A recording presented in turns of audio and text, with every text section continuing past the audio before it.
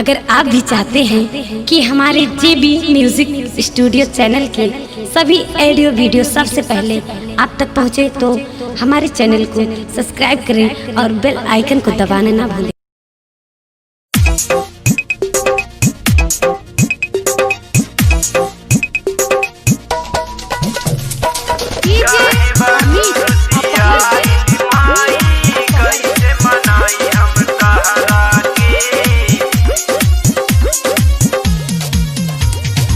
बानी उदास कुछ बट नहीं आस, बोला गलती कवन भइले हमारा से। बानी उदास कुछ बट नहीं आस, बोला गलती कवन भइले हमारा से। काहे बड़ू रुसिया आइली माई, कैसे मनाई हम तहरा के। काहे बड़ू रुसिया आइली माई, कैसे मनाई हम तोहरा के। डीजे अमित अपहर, अमित अपहर।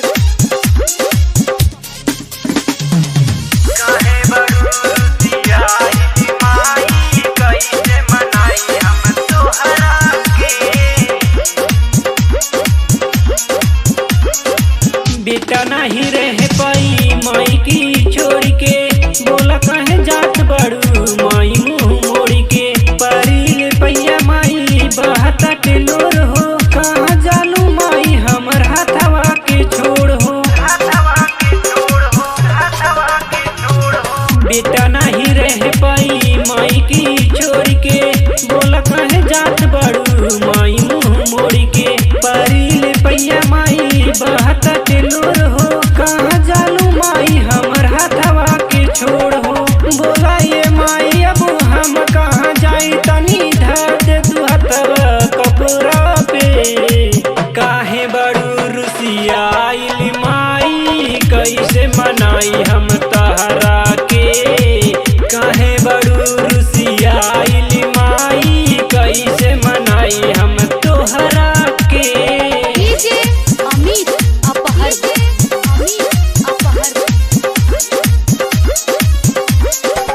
काहे बड़ू रुसिया आइली माई, कैसे मनाई हम तोहरा के। माई से जुदाई हम सह नहीं पाइब, छोड़ जेबू हमरा के लोरवे बहाइब।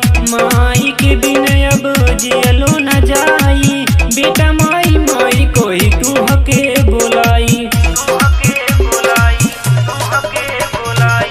माई से जुदाई हम सह नहीं पाइब, छोड़ जेबू हमरा के लोरवे बहाइब।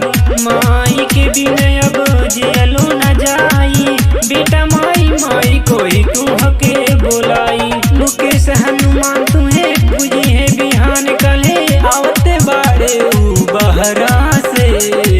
काहे बड़ू रुसिया आइली माई, कैसे मनाई हम तहरा के। काहे बड़ू रुसिया आइली माई, कैसे मनाई हम तोहरा के। डीजे अमित अपहर, डीजे अमित अपहर, अमित अपहर।